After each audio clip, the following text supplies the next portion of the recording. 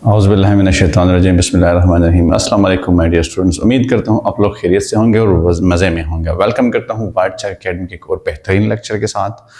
आप सबको पता है कि आपने क्या करना है, ये इस चैनल को सब्सक्राइब करना है और अपने दोस्तों के साथ भी शेयर कर देना है।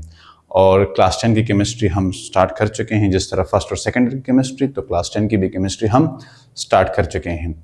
और आज जो है ना, मतलब ये है कि हम आर्हेनियस एसिड और बेस को पढ़ेंगे क्लास 10 के लिए। अगर आपको इसकी बहुत ज़्यादा डिटेल चाहिए, हायर लेवल पे चाहिए, तो वो आप फर्स्ट ईयर के लेक्चर्स वहाँ पे एसिड बेसिस में वो मौजूद है, वहाँ पे भी देख सकते हैं। और यहाँ पे ये क्लास 10 के लिए मैं स्पेसिफिकली कर रहा हूँ, तो आप इसको भी मुझे फॉलो कर सकते हैं। ठीक है, तो चलो हम स्टार्ट कर लेते हैं। आर्हेनियस कंसेप्ट, या अगर मैं आपसे कहूँ कि आर्हेनियस कंसेप्ट को कहते हैं कि H एंड OH कंसेप्ट, मतलब यह है कि proton and hydroxyl ion concept, और वी कैन से के इलेक्ट्रोलाइटिक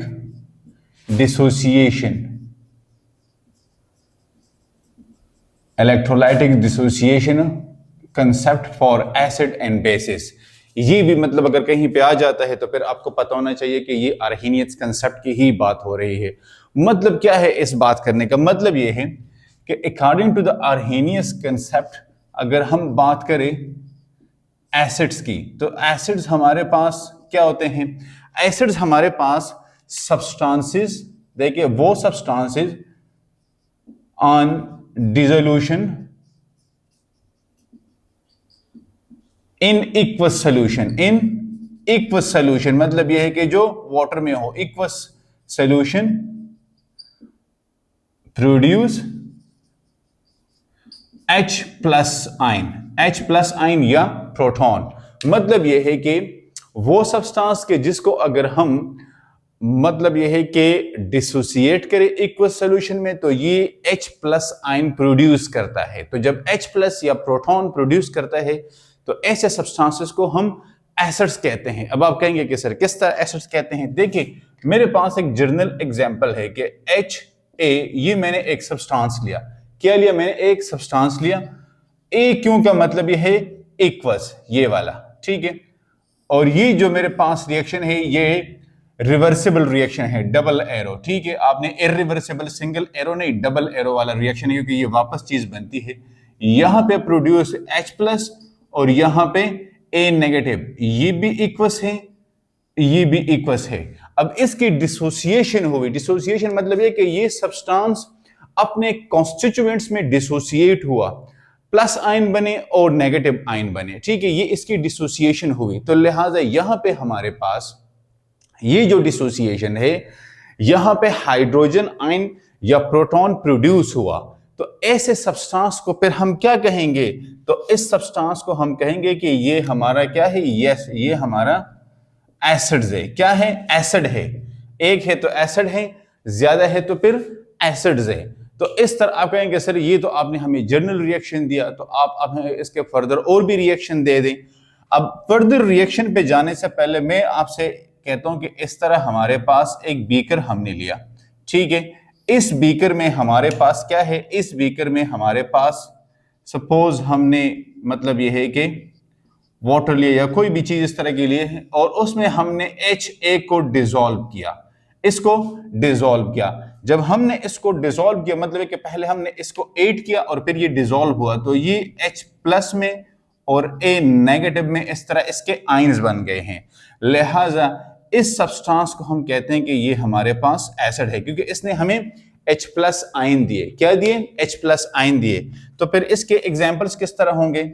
तो एग्जाम्पल्स हम लिख सकते हैं कि एग्जाम्पल्स आप एसिड्स, लेकिन ये एसिड किसके हैं? ये आर्हेनियस कंसेप्ट के एसिड्स हैं। तो आर्हेनियस कंसेप्ट के जो हमारे पास एसिड्स हैं, तो वो सारे एसिड्स के जिसमें H प्लस आयन वो प्रोड्यूस करता है, या वो सारे केमिकल सब्सटेंसेस के जो H प्लस आयन प्रोड्यूस करते हैं, उसको हम एसिड्स कह सकते हैं। फॉर एग्जांपल HCl है, HNO3 है, CH3COOH है, एसिटिक एसिड। HCN है, देखिए तो वो क्या है हमारे पास? वो हमारे पास HCl है, HNO3 है, CH3COOH है, HCN है। ये सारे सब्सटेंसेस और भी बहुत सारे हैं, ये हमारे पास क्या है? ये हमारे पास एसिड्स है। क्या है? एसिड्स हैं, क्योंकि अगर हम इन सब्सटेंसेस का रिएक्शन करना चाहें तो हम इसका रिएक्शन कर सकते हैं कि अगर हम HCl का रिएक्शन करना चाहें तो ये हमें H plus and chlorine negative produce करके देता है। इस तरह HNO3 का अगर हम रिएक्शन करना चाहें तो H plus NO3 negative. Similarly अगर हम एसिटिक एसिड का रिएक्शन करना चाहें तो ये हमें CH3 नेगेटिव एसिटेट आयन और H प्लस देता है। HCN का अगर हम रिएक्शन करना चाहें तो ये हमें H प्लस इन सयानो, ये हमें मतलब ये है कि सब्सटेंसेस। तो देखिए सारों में यहाँ पे H प्लस प्रोड्यूस हुआ है, सारों में क्या प्रोड्यूस हुआ है?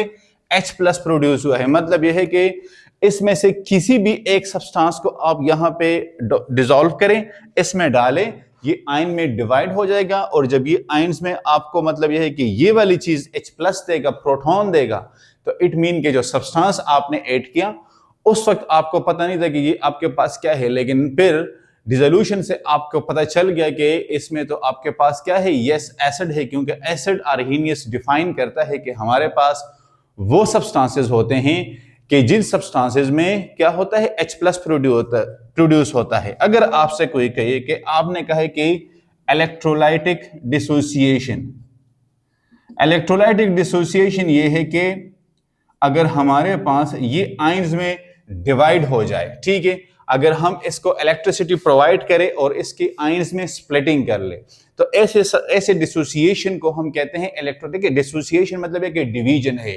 तकसीम करना है, सेपरेट करना है, पार्ट्स में डिवाइड करना है।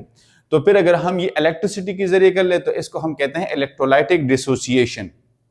और इलेक्ट्रोलाइटिक डिसोसिएशन जिस सब्सटेंस की होती है या जिस सब्सटेंस में ये सलाहियत पाई जाती है, उन सब्सटेंस को हम कहते हैं इलेक्ट्रोलाइट्स। क्या कहते हैं? इलेक्ट्रोलाइट्स। इसके लिए आप इलेक्ट्रोकेमिस्ट्री फर्स्ट ईयर जो है ना, चैप्टर नंबर 12, वहां पे जाके तो ये पूरे कंसेप्ट्स आप वहां पे समझ सकते हैं। मैं कोशिश करूंगा कि जो है ना डिस्क्रिप्शन में आपको लिंक भी प्रोवाइड कर लूं, ठीक है। तो ये हमारे पास इसमें से कोई भी एक सब्सटेंस आप यहाँ पे डालें, इसमें डिसॉल्व करें तो इसके इस तरह जो है ना वो क्या बनेंगे? आयंस बनेंगे। Chlorine negative, NO3 negative, CH3COO negative और यहाँ पे इस तरह साइनो नेगेटिव। ये इस तरह आपके पास एसिड्स बनेंगे। अच्छा, अब इसके बाद हमारे पास जो सेकंड कंसेप्ट आ रहा है वो बेसिस का है, लिहाजा आप इसका स्क्रीनशॉट ले लें। अच्छा गाइज, अब नेक्स्ट हमारे पास क्या है? तो नंबर 2 हमारे पास है बेस। कौन सा बेस? अर्हीनियस बेस। आपने ये लिखना है कि अर्हीनियस बेस, क्योंकि एसिड बेस के अर्हीनियस कंसेप्ट भी है, लीविस कंसेप्ट भी है और लोरी ब्रांस्टेड कंसेप्ट भी है। तो फिर ये कंफ्यूजन हो कि आप किस एसिड बेस की बात कर रहे हैं, तो आप कह देना कि हमारे पास क्या है? यस, हमारे पास अर्हीनियस बेस है। अर्हीनियस बेस, अर्हीनियस एसिड। तो चलो हम अब इसकी डिफिनेशन करते हैं। जिस तरह वो हमें दे रहा था क्या? Yes, H plus ion. यहां पे इस तरह chemical substance on dissolution produce OH negative hydroxyl ion. क्या? Hydroxyl ion. जो सब्सटेंस हमें हाइड्रोक्सल आयन प्रोड्यूस करके देता है ऑन डिसोल्यूशन, जिस तरह वो हमें H प्लस दे रहा था, तो इसको हम बेस कहेंगे, जिस तरह उसको हम एसिड कह रहे थे। तो फिर आप कहेंगे सर आपने तो उसके जर्नल रिएक्शन दिया, इसका भी अब हमें जर्नल रिएक्शन दे दे। तो यस एग्जैक्टली, मैं इसको भी जर्नल रिएक्शन से एक्सप्लेन करूंगा। हमारे पास सब्सटेंस है कि BOH इक्वल्स, अब ये सब्सटेंस हमें दे रहा है B plus and OH negative, OH negative, लिहाजा ये मेरे पास आ रहा है एसिड। क्या आ रहा है? Sorry, base. ये मेरे पास आ रहा है बेस, क्योंकि ये प्रोड्यूस क्या करके दे रहा है? ये हमें ये हाइड्रोक्सल आयन प्रोड्यूस करके दे रहा है। तो फिर आप कहेंगे कैसे? जिस तरह आपने वहां पे डायग्रामेटिकल, यस मैं यहाँ पे भी एक डायग्रामेटिकल मतलब इसके जरिए आपको समझाता हूं, ठीक है। कि फॉर एग्जाम्पल हमने यहाँ पे ऐड किया है NaOH, तो NaOH ऐड करने के बाद हमारे पास इस तरह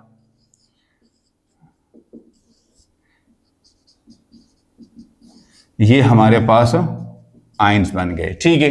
तो लिहाजा ये जो हमारा सब्सटेंस था, केमिकल सब्सटेंस, ये बेस है। क्यों?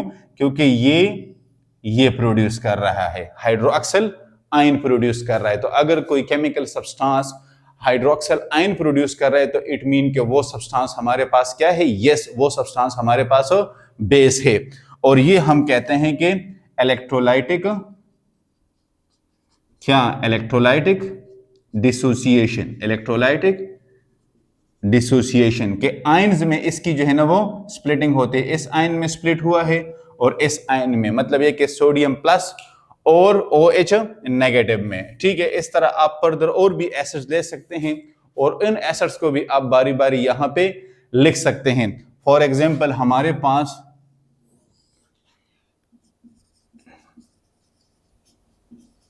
एग्जाम्पल ये मैं इस तरह लिखवाता हूं कि अगर आप नोट्स बनाना चाहते हैं तो इससे आप नोट्स बना सकते हैं। ठीक है, इसलिए मैं प्रॉपर हेडिंग्स के नीचे ही इसको एक्सप्लेन कर रहा हूं। तो इसमें हमारे पास है कि NaOH, पोटाशियम हाइड्रोक्साइड KOH, ठीक है, और NH4OH और CaOH2। ठीक है, ये हमारे पास सब्सटेंस है, इनको हम कहते हैं बेसिस। क्या कहते हैं, बेसिस। अब देखिए इन सब्सटेंसेस को आप देखें कि अगर हम इसका रिएक्शन करना चाहें तो NaOH इक्वल्स, तो ये हमारे पास सोडियम और OH नेगेटिव में, लिहाजा इट मीन कि ये हमारा क्या है, ये हमारा बेस है। क्यों बेस है, क्योंकि ये प्रोड्यूस करके दे रहा है। ठीक है, सिमिलरली सेकंड हम रिएक्शन कर सकते हैं किसके लिए, पोटाशियम हाइड्रोक्साइड के लिए। तो इसका रिएक्शन होगा कि K+OH नेगेटिव। तो ये भी हमारा क्या है, बेस है। ये भी हमारा बेस है क्योंकि ये भी OH नेगेटिव प्रोड्यूस कर रहा है। थर्ड नंबर पे हमारे पास है NH4OH। तो ये हमें प्रोड्यूस करके दे रहा है ammonium ion plus an hydroxyl ion. तो इट मीन कि ये भी हमारा क्या है, बेस है। एंड द फोर्थ वन हमारे पास आ रहा है कैल्शियम हाइड्रोक्साइड CaOH2।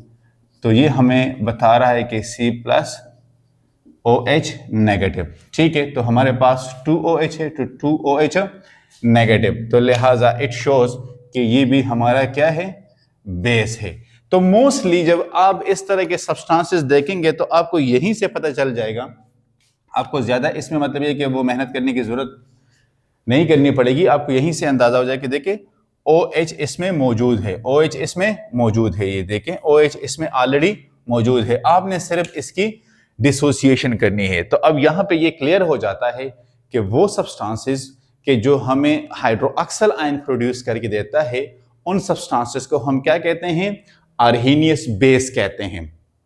और वो सब्सटेंसेस जो हमें H+ या हाइड्रोजन आयन या प्रोटॉन प्रोड्यूस करके देता है, उनको हम कहते हैं अर्हीनियस एसिड्स। तो ये H और OH का जो कंसेप्ट मैंने आपको बात की थी कि H और OH का कंसेप्ट, तो H और OH का कंसेप्ट फिर यहां से आता है कि ये हमारे पास H प्रोड्यूसर है एंड OH प्रोड्यूसर है, और इसी बेस पे फिर हम इसको डिसोसिएट करते हैं। तो ये बड़े सिंपल है, इनके रिएक्शन भी सिंपल है। बस स्टूडेंट इसमें गलती कर जाते हैं कि जब भी वो ये रिएक्शन लिखते हैं तो वो मोस्टली इरिवर्सिबल रिएक्शन लिखते हैं और एक सिंगल एरो लगाते हैं। आपको बहुत सारे बुक्स में भी इस तरह देखने को मिलेगा, जो कि ये गलत है, ये रिवर्सिबल रिएक्शन है। ठीक है, और इसमें केमिकल इक्विलिब्रियम एस्टेब्लिश हो सकता है। इसके लिए आप केसी निकाल सकते हैं, जिस तरह मैंने आपको पहले चैप्टर में समझाया था कि केसी आप कैसे निकालेंगे, through law of mass action आप इसको कैसे प्रूव करेंगे। तो ये एसिड और बेस के लिए अगर आपसे कोई कहे कि भाई इस रिएक्शन के मेरे मुझे जो है ना वो केसी लिख के दे दें, तो इसके लिए केसी बड़ा आसान है, आपका होगा कि Ca+ हो जाएगा। ठीक है, और ये OH -2 और यहाँ पे CaOH2 ये इस तरह आ जाएगा। तो ये इसका जो है ना वो केसी केमिकल इक्विलिब्रियम कांस्टेंट या केमिकल इक्विलिब्रियम कांस्टेंट एक्सप्रेशन आप इसके लिए लिख सकते हो। अच्छा, अब ये तो हमने H+ और OH नेगेटिव की बात की। आया इस थ्योरी में जब उन्होंने ये फॉरवर्ड की थी तो इसमें कुछ इश्यूज आए थे या नहीं, ये थ्योरी एक्यूरेट थी? नहीं, इस थ्योरी में कुछ इश्यूज आए थे। देखिए थ्योरी है तो लाजमी बात है कि उन्होंने एक सपोजिशन किए, फिर उसके लिए कुछ एक्सपेरिमेंट किए और लेटर ऑन फर्दर इस पे लोगों ने काम किया है। तो इसमें कुछ फिर फर्दर डेवलपमेंट्स हुई। वो डेवलपमेंट्स क्यों हुई, लिहाजा इसमें जो इश्यूज थे तो उस इश्यूज को मैं यहाँ पे एक्सप्लेन करूंगा in the form of limitation of Arrhenius concept. तो आप इसका स्क्रीनशॉट ले ले और अभी फिर मैं वो एक्सप्लेन करता हूँ।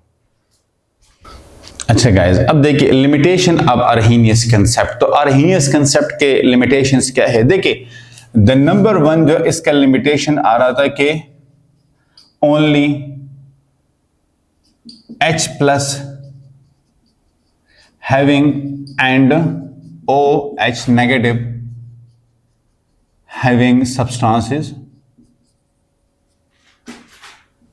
are acids and bases। मतलब क्या है, देखिए हमने बात की थी कि हमारे पास जिस तरह HCl है, ठीक है, या हमारे पास क्या है KOH है, तो ये हमारे पास बेस है और ये हमारे पास एसिड है। क्यों?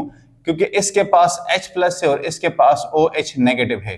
तो फिर अगर हम बात करें कि हमारे पास जिस तरह NH3 है कि जिसके पास ना H प्लस है ना OH नेगेटिव है, और वी कैन से कि CO2 है जिसके पास ना H प्लस है ना OH नेगेटिव है, तो क्या ये एसिड और बेस नहीं है? तो लिहाजा ये थ्योरी इसको मतलब ये है कि उसमें फेल हुई थी ये बात करने के लिए कि अगर हमारे पास इस तरह की बात आती है तो फिर इसके पास कोई मतलब रीजन नहीं था, इसको फर्दर एक्सप्लेन करने के लिए कोई इसके पास दलाइल मौजूद नहीं थे।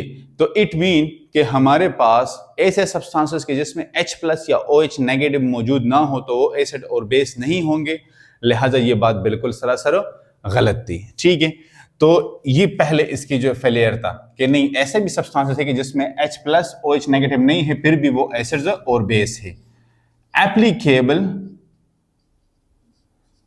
ओनली इन इक्वस सोल्यूशन, मतलब ये है कि जस्ट अगर इक्वस सोल्यूशन में हम डिसोल्यूशन करें तो इसमें एसिड और बेस का पता चलता है, उसके अलावा कोई एसिड और बेस का पता नहीं चलता। तो लिहाजा ये बात भी गलत थी, क्योंकि एसिड्स ऐसे भी बहुत सारे हैं कि जिसको अगर हम डिसॉल्व ना भी करें फिर भी वो एसिड्स भी है और वहां पे बेसिस भी है।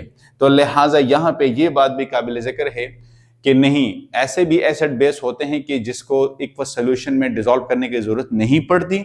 और जो पहली बात है कि जो H प्लस है और OH नेगेटिव है, ये अगर किसी सब्सटेंस में मौजूद नहीं है जिस तरह ये दोनों हैं तो फिर भी एसिड्स और बेस होते हैं। तो ये इसके जो दो लिमिटेशंस थी। तो यहाँ पे अगर हम समराइज कर लें कि समराइज फॉर्म में हमारे पास एसिड्स और बेस क्या है, तो एसिड्स हमारे पास ऐसे सब्सटेंसेस हैं कि substances increase concentration of H plus, ठीक है। और बेसिस हमारे पास क्या है, तो बेसिस हमारे पास है कि substances increases concentration of OH negative, ठीक है। तो ये हमारे पास सब्सटेंसेस है। अगर हम इसको समराइज फॉर्म में लिख ले कि आर्हेनियस कंसेप्ट समराइज फॉर्म में क्या है, yes H plus donor and OH donor, ये एसिड्स और बेसिस हैं, ठीक है। तो गाइज यहाँ पे हम इसको मतलब यह है कि वाइंड अप कर लेते हैं कि आर्हेनियस कंसेप्ट हमारा बस यही है कि H प्लस डोनर है और OH डोनर है। H प्लस देते हैं एसिड्स होंगे, OH देते हैं बेसिस होंगे। एग्जाम्पल मैंने सारे आपको लिखवाए हैं। अगर किसी भी पॉइंट में आपको कोई इशू आ रहा है तो आप कमेंट्स एरिया में लिख के मुझसे पूछ सकते हैं। इंशाल्लाह मुलाकात होगी नेक्स्ट लेक्चर में, तब तक के लिए अल्लाह हाफिज़।